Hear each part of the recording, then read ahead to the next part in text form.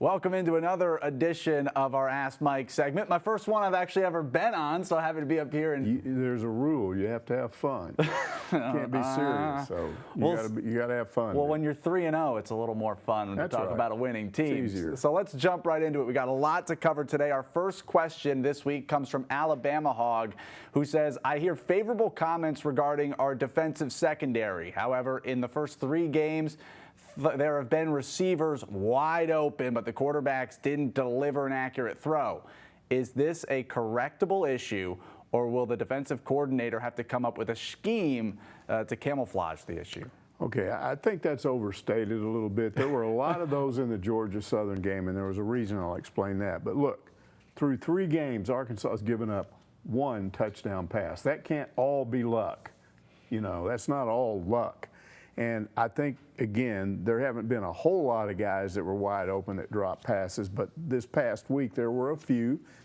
I think it was a result of the fact that they were really selling out to stop that triple option. It's something they don't see all the time. They worked on it, and it's what Georgia Southern did well. So, you know, you're not going to sit around and concentrate on pass defense when you're going up against a triple option that week. And they did their job of stopping that triple option, and when they threw the ball, they were generally inaccurate. Some of those were overthrows, some underthrows, some dropped. There's a reason why Georgia Southern runs the ball. They don't throw it very well. So again, I wouldn't freak out about that, too much. I think it was more a reaction to what happened last week, and they didn't damage you through the air. So I think the secondary's fine. Yeah, 49 yards for Georgia Southern. They had that freshman quarterback come in. They could have had some touchdowns. They did miss some throws. But again, there's a reason why you don't worry that much about what I think you had I think you had the secondary doing a lot of run support. More worried about that. Maybe they got out of position a few times, but it didn't hurt them because those guys don't throw the ball very well. And if you look at some of their other games, and you'll see that. Yeah, they'll tighten it up in this coming week. All right, next question comes to us from Blood Red Hog. He says, "After the first 3 games, I feel our pass protection might be a weakness, as well as KJ Jefferson's accuracy. If Texas A&M loads the box and dares us to pass, do you think we can be successful and come out with the win?" Well, again, all you had to do was watch the game last week, because that's what Georgia Southern did. They sold out to stop the run, and what happened? KJ Jefferson's been averaging around 80 yards a game rushing. In this game, he had 18 yards rushing. So was that a disaster? Well, let's see. He threw for 366, 3 touchdowns, and really had 4 touchdowns, because one of them, they called it back because you had an offensive lineman blocking downfield like it was a running play. Maybe got confused on that. But no, I mean, to me, what that showed is that this offense has versatility to it. If you want to line up and try to stop them from running, then they're just going to reverse course and burn you through the air. I just think through the first 2 games there was a kind of a misunderstanding of what this offense was. They ran the ball so well, it's like, okay, but we can't throw it. Well, you had a chance to see that they can throw it. I'm not going to sit here and say that KJ hasn't had some overthrows and been inconsistent at times. But, I mean, come on. When you throw for 366 yards, which Felipe Franks never did at Arkansas last year in a game, and you throw 3 touchdown passes, you're going to have a hard time convincing me that they are so one-dimensional that they're going to be in trouble if a team tries to sell out and stop them and force them to throw the ball. I think you force Arkansas to throw the ball, they're going to burn you that way. And Traylon Burks getting a little more healthy. You saw that explosion this week, too. Helps a lot. All right, let's kind of stick with the KJ Jefferson theme here. My 3 Boneheads on Hogville says, do you see the similarities between the Hogs and KJ Jefferson and Auburn and Bo Nix? That's interesting. He says, is this rushing attack sustainable, or will the SEC load the box and force KJ to become efficient in his intermediate routes? Okay, first of all, I don't see a lot of similarities between those 2 quarterbacks. Bo Nix is more of a passer and KJ is more of a runner, although I think KJ, as I've just said, can throw it when he needs to. Let's address that intermediate, because the implication here is, well, okay, he can throw the deep ball some, but doesn't do too well on intermediate routes. Well, he completed passes of 60, 47, 44 yards in that game, but he also completed passes of 21, 18, 10, And the 91-yard touchdown was actually an out route, just thrown directly at the line of scrimmage. And then, as we saw, Traylon Burks just took off and ran down the sidelines. I think he can throw intermediate routes. I think he can throw deep routes. Again, just because he overthrows 2 or 3 passes in a game does not mean that he's habitually doing that. He's generally started off a little rough in games, and then he kind of, and definitely in the second half, he's just been on fire. To me, it sort of demonstrates that when they go in at halftime, they get pretty good coaching. I think Kendall Briles does a good job of settling down at halftime and saying, okay, this is what you did right, this is what you didn't do right. Let's come back out and do this, this, and this, and that's what we've seen. Also, Bo Nix has like super big hair, looking like he should be a part of the flock of seagulls. I don't think there's much similarities between those two. No, I don't see it. All right, let's get on to our next question. Oklahog says, is the mutual admiration and support amongst the UA head coaches more about the coaches or the role Hunter Yurachek plays in building a successful culture at UA? I definitely think it started with Yurachek, but it started like this. When he went out and hired Musselman, he hired Musselman because Musselman convinced him he wasn't just some guy looking for a better job. He wanted to specifically go to Arkansas. He had done his homework, he'd done his research on Arkansas, really impressed Yurachek with this idea that I've done research. When I was at LSU, I was on the bench when we came into Bud Walton Arena. I've always wanted to be the head coach there. And so then when Musselman got here, he bought all into that. I mean, we saw him. First of all, the thing that impressed me is within a few weeks of taking the job, he was already talking about Arkansas history. He knew all about Eddie Sutton. He knew about Nolan, knew what they'd done. He knew about the other programs. We started seeing him pop up at baseball. We started seeing him pop up at football. Trying to scalp tickets at Texas. And of course, he uses social media probably better than any coach I've ever seen. And the way he did this thing last week, or 2 weeks ago, when he was trying to get tickets, pretended he was trying to get tickets to the Texas game, which it was a joke, but he sort of was showing fans, this is how frustrating it is when you try to get tickets to a game. So Musselman started doing that. I think Pittman, they became friends. Pittman kind of got into that some too. You started seeing him show up at women's softball games and things like that, baseball. Then I think Van Horn appreciated that, so he started getting more involved. And I think this whole softball games, and you just started seeing this snowball. And I will tell you that this hasn't been going on in the past. I haven't seen a lot of it in the past. But I think you do have to give Yurachek credit for it, because of the 2 guys he hired, definitely wanted to be here. And then once they got here, they got more involved with the total program, which then encouraged the existing coaches to do that.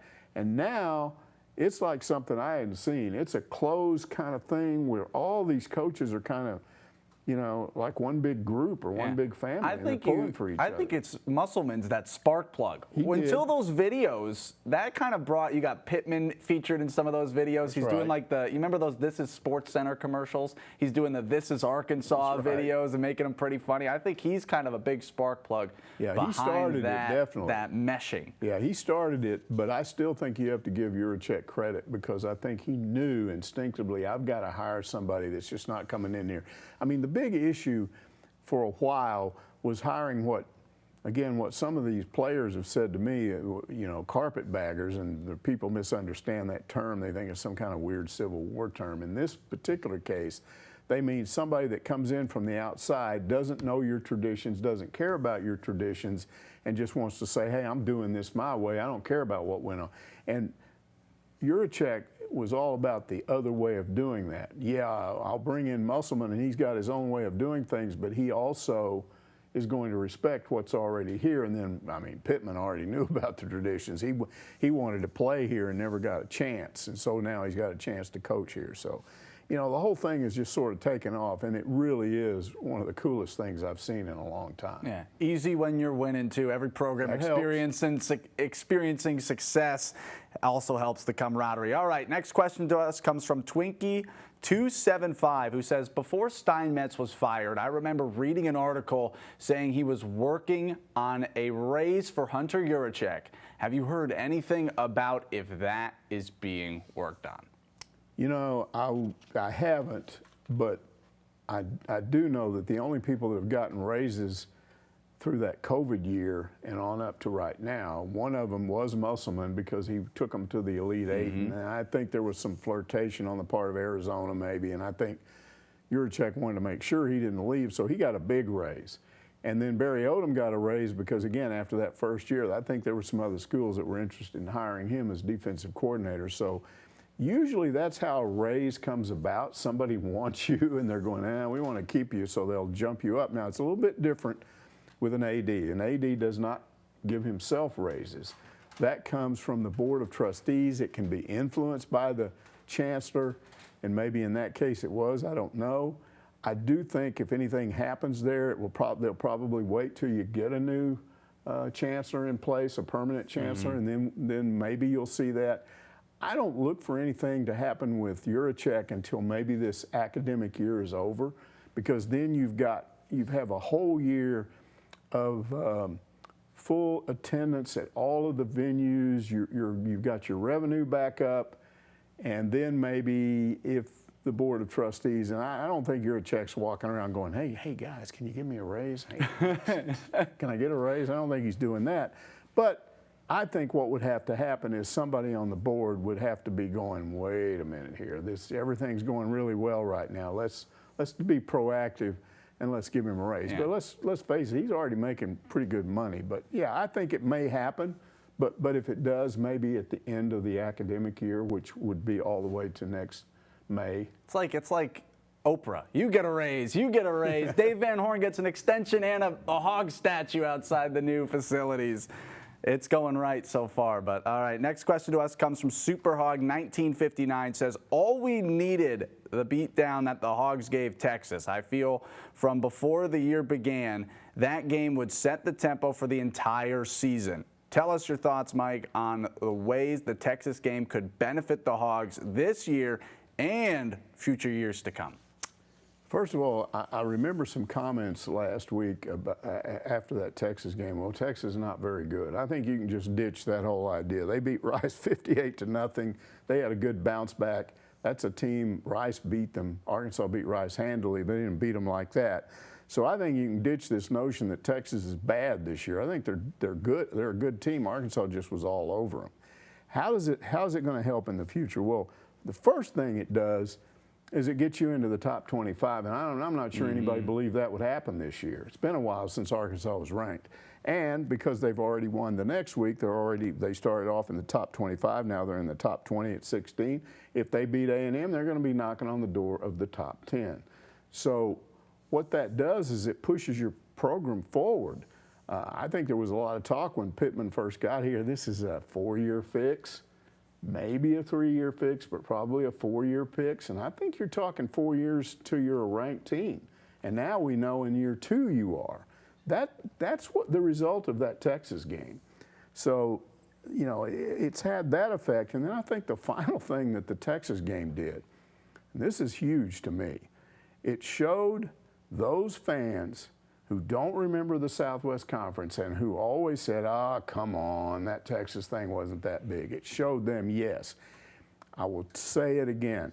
The rivalry with Texas exceeds anything you've seen in the SEC. I don't care who you're talking about, if you're at LSU or whatever. This is a bigger deal, and you're going to see it when Texas comes into the league. Now, what I don't know, Nick, is the impact of Oklahoma, because if Arkansas gets put in the same division with both of those or the same pod or whatever, then I think you potentially got 2 huge rivals. Now, why? Well, first of all, why is it bigger than LSU? It's because they're closer.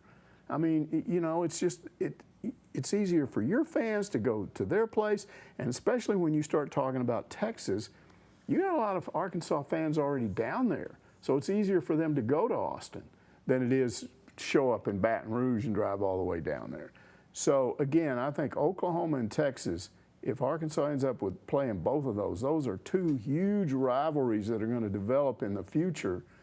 And it makes, I'm just telling you, it makes football better. All of you have sat here for 30 years in the SEC and you don't get what rivalries are because you think LSU is a big rivalry. It's nothing compared to the rivalries that Arkansas had in the old Southwest Conference. And now you're going to throw Oklahoma into that. I think that Texas game showed everybody. Look how fast those students went nuts over that. They just went Kids crazy. were doing horns down. They went crazy over it because a lot of them are from Texas. So that's what it did. It really made people understand that this movement of Texas and OU into the SEC is going to be pretty cool. And you can't forget the recruiting aspect of it. You don't think that's that $100,000 was worth it for that crowd storming for the recruiting aspect of it? That's years to come right there. Well, and it's already helped them in recruiting. I mean, Otis has told us that, our recruiting guy. So, you know, it's done all of those things. And I think it will continue to help as the year goes on. All right, next question comes to us from Redleg. Says, I have heard that Coach Pittman is brewing success because he knows how to build a program one layer at a time. He knows how to connect with his players and recruits. Can you expand on this statement? First of all, I don't think it's one layer at a time. I think he's done several layers all at once because I think if he just did one layer at a time, he would be going at a slower pace than he's been doing so far. I think the key to this guy is something that I don't care if you're a player, a coach on his staff, you, me, people in the media, some fan, somebody he bumps into at the post office that's not even a fan.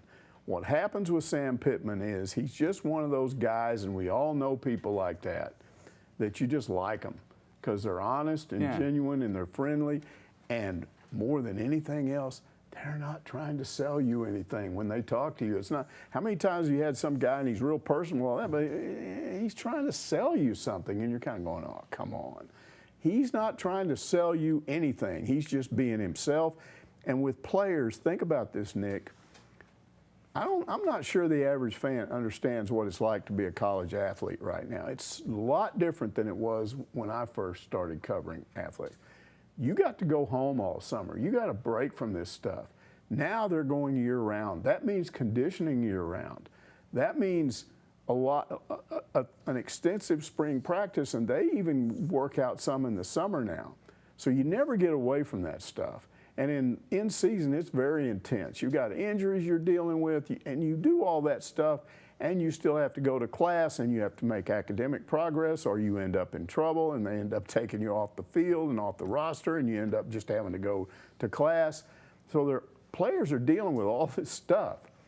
Now, if you're somebody that's like a used car salesman like Morris, that's what the players complained about. They said, we weren't buying what he was selling. An old sputtering vehicle. Right. So you can't do that Stop turning if you don't have that ability to connect with players, and they feel like whatever you're asking them to do, you're saying to them, you know what, I will be there for you. You've got to be here not just for me, but for the rest of this team. And that's why it's working, because those players know that he is what he is. There's no phoniness to him, and it just works. And it works with everybody I know that knows him, including those of us in the media. Yeah, the culture seems like a big thing. We talked about it with Juracek. Pittman, a big part of that culture for Arkansas. All right, Chico Hogg says, let's get into some specifics here. Chico Hogg asks, seems like Hudson Henry is not getting much playing time this year. Is it still injuries or Blake Kern just playing better? Henry not doing well as a blocker? What do you think, Mike? Well, first of all, there's no question Blake Kern is the starter. It's been that way. I mean, he beat Henry out. There was competition for that spot, and he won the job out of summer camp. But he's a super senior, and he's bigger, more physical. But I don't think there's anything specifically about Henry that would preclude him from playing. You still want to rotate guys. What's been happening, and definitely what happened last week, was that Henry has indeed been hurt. He didn't practice until Thursday of last week, and Pittman said today that basically if you don't work out till Thursday, you're probably not playing. Because you're not going to play good. I think the only way you could not work out until Thursday and still play would be if you were an established starter, if you were Jefferson, if you were Traylon Burks, or somebody like that.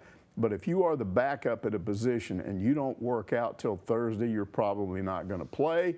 So he did work out on Thursday, so hopefully we'll see more of him in the A&M game. Big stretch coming up for Arkansas's schedule. Dr. Strangepork wants to know, is a 2-2 split over the next 4 games a reasonable expectation? If it's an expectation, I would say no, that's not reasonable. That is a tough, tough stretch. The game I think they're more likely to win of those four is A&M. And that's for a lot of different reasons. I think A&M is the weakest of the teams they have to play. Let's look at Georgia. First of all, Georgia may end up winning the national championship. They may be better than Alabama this year. That's going to be a heck of a game if they both meet in the championship game. But Georgia's the real deal, and you got to go play them on the road. Now, what's left? A&M, I think they can win that game. Do you beat Auburn? Well, maybe. Auburn is here. And you have that deal last year where they got cheated by the referees. Ask Mississippi State about that. That just happened to them. SEC referees strike again.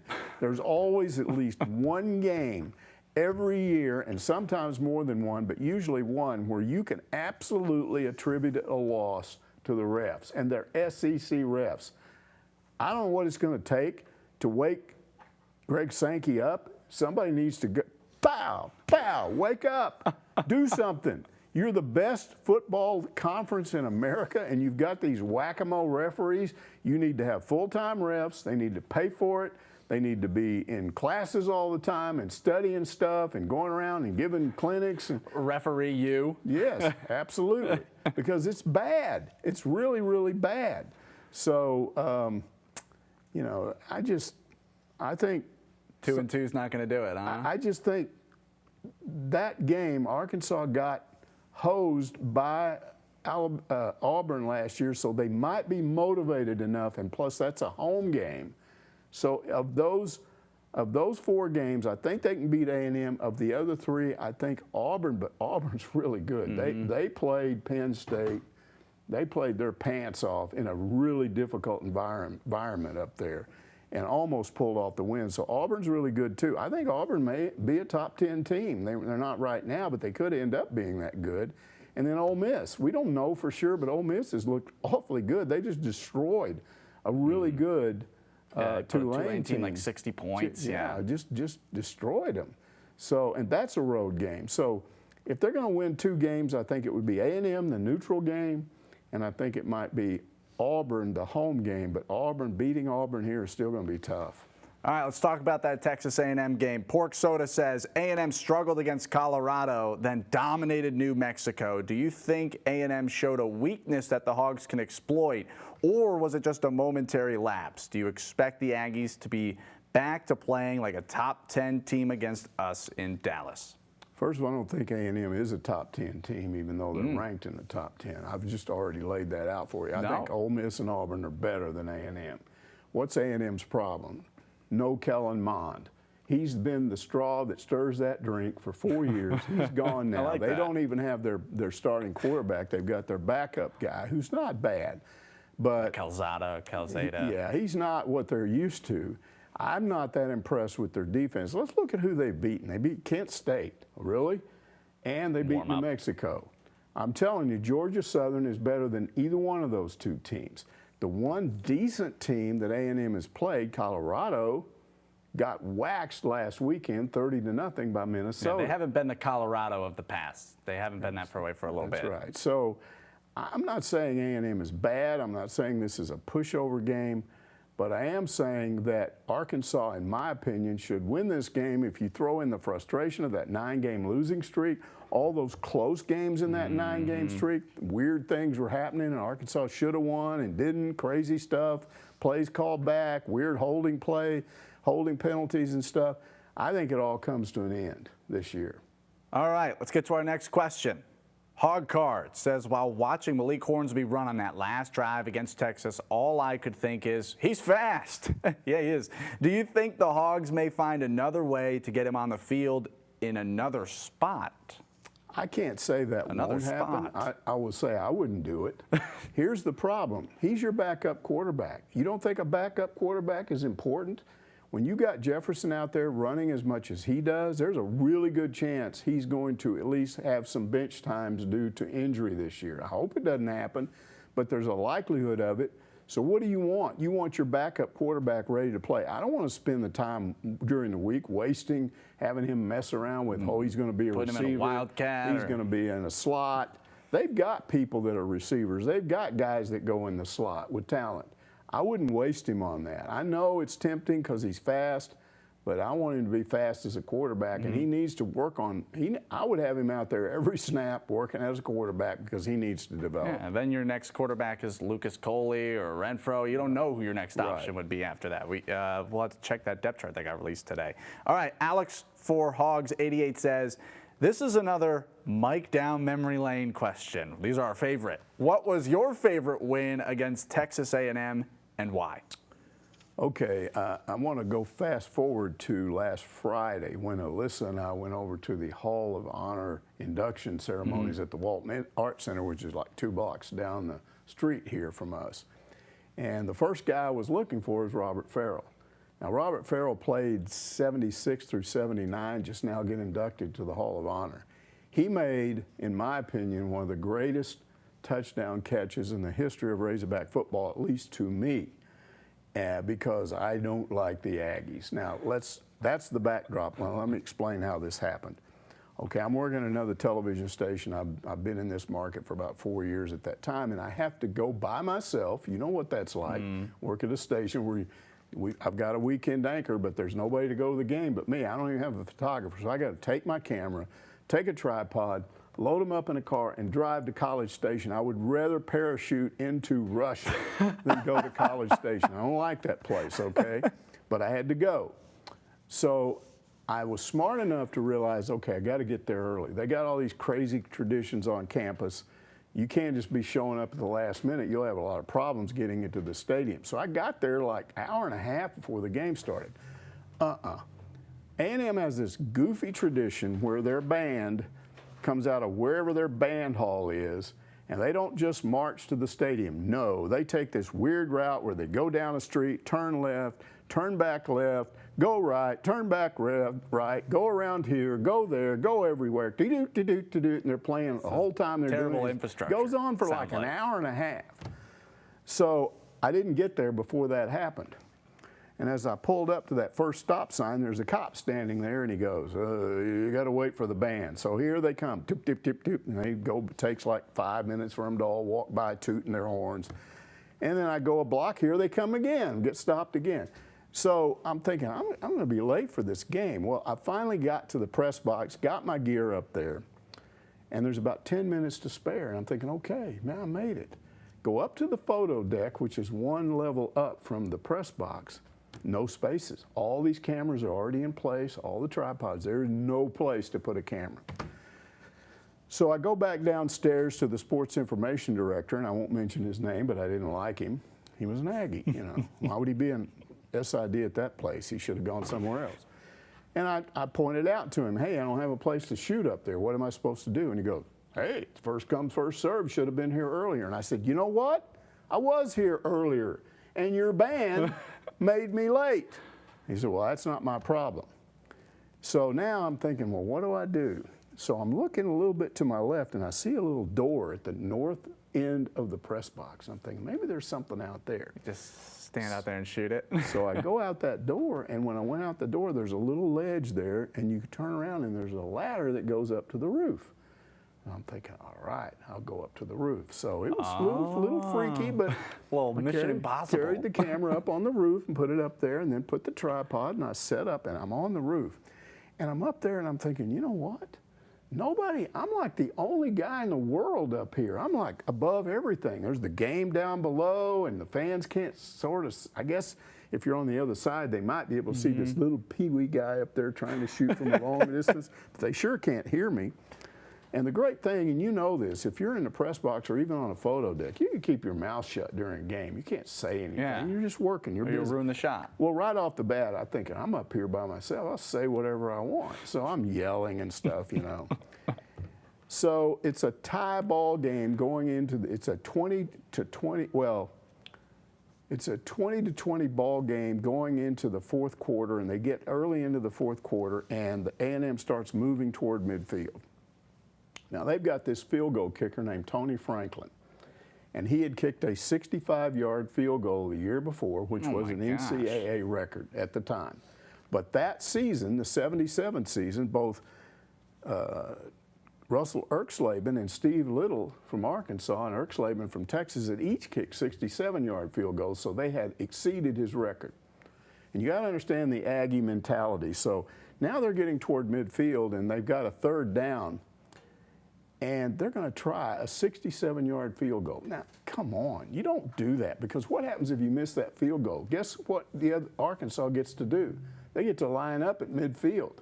So why would you do that? Why wouldn't you punt? Why are you going to try to kick a 67-yard field goal just for ego? And I'm up there, and I'm looking, and I'm thinking, man, I hope he doesn't make this.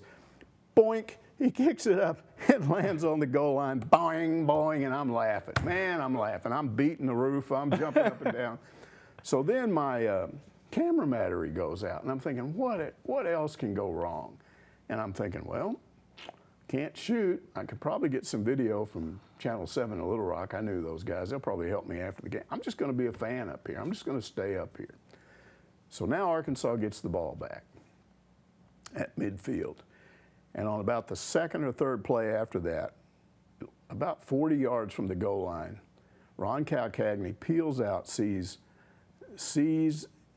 this tight end wide open down the left side of the field, right in front of the home stands. And that's Robert Farrell. And I mean, he is so wide open. And you could just hear this gasp when these fans realize what had just happened. He's like out there, there's nobody, so the only chance that's not a touchdown is Calcagney doesn't throw it right, and he puts it right in his hands. And Robert Farrell's not a fast guy. He's kind of a don't tight end. But I mean, they had no chance to catch him, and he scores. The whole time that's happening, I'm sitting down now with my feet dangling off the edge of the top of that press box. That's not a good day of work. And I'm pounding the roof, and I'm kicking the facade and going bonkers because Arkansas beat A&M on that touchdown pass. So after the game, Channel 7 did help me, and I had all the stuff I needed, and I loaded up, and I started back out of College Station. And as soon as I got past the city limits, I started thinking, wow.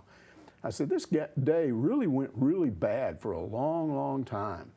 But you know what? All of that stuff, as bad as it seemed, it allowed me to be a fan at a game when I normally would have to be media, and it was at College Station where I don't like anybody. And guess what? I was up there by myself where I could do that. You can't do that anywhere else. Even if you were in the stands, you couldn't do that because you're surrounded. You get in trouble now too. Yeah, they'd find you. Yeah, and so it was just awesome being up there, and it's one of my best memories. And every time I see Robert Farrell, I tell him that story again. He's probably tired of hearing it. I said, man, you're my hero, man. You're part of one of my greatest memories ever. So you made a bad day of work good. That's not only my best memory of the A&M game, it's one of the best memories of my whole career. And you know what? They should march that band back when they lose in the same pathway that they marched when they won. Make them go all the way back. Make them march but wait a minute, make the band stop for cars. Make them stop the other way, so when they come out. You marched your band all that way for you to lose on dramatic fashion to Mike's favorite memory. Great. We'll see if that happens again this week. A&M and Arkansas playing 2:30 on CBS. But that'll wrap up Ask Mike. We'll see you next week.